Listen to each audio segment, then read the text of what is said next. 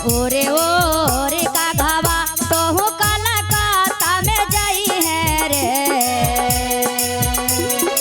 ओरे ओरे का घावा तो हूँ कलकत्ता में जाई है रे।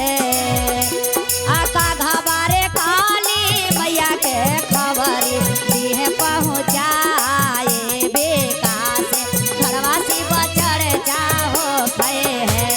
आका घावा रे पहुँचाए सांतो ये घरवा से बचड़ जाओ खए है। क्या बात है दीदी?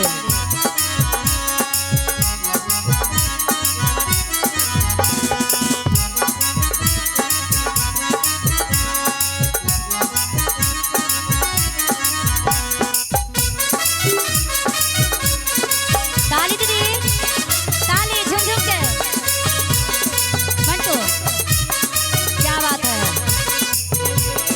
ताली बजाइए दीदी, सब पावर तालिये में है। क्या बात है? ओरे ओरे का घावा तो हूँ कड़ौता में जाई है रे।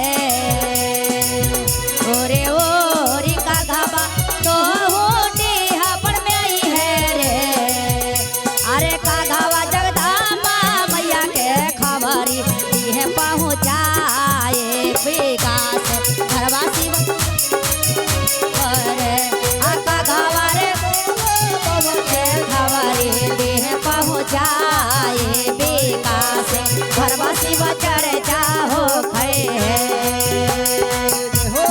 क्या बात है दीदी? ताली बजा बजा मीठा मीठा ताली बजाते रहिएगा दीदी।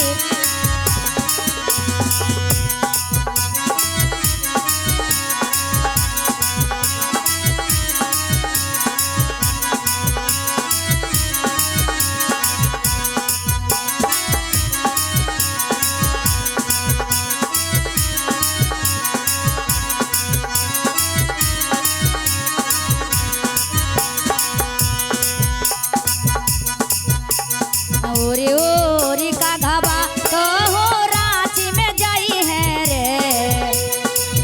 ओरे ओरे का घावा तो हो रांची में जाई है रे।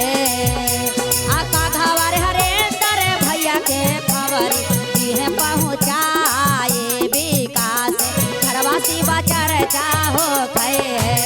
का घावा रे नीलम दीदी के खबरी दिहे पहुँचाए बेका से घरवा से बचड़ जाओ खए रे।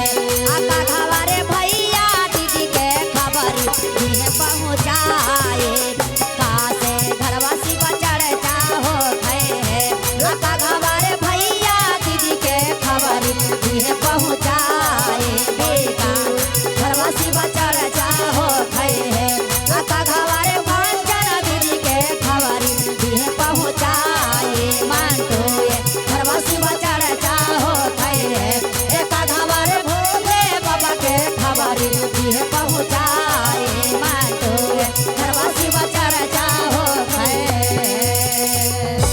अब बोल दीजिए शंकर भगवान की प्रेम से बोलिए सच्ची दरबार की और दीपर नगर बस्ती की सकल समाज की अपना अपना माता पिता गुरु धाम की।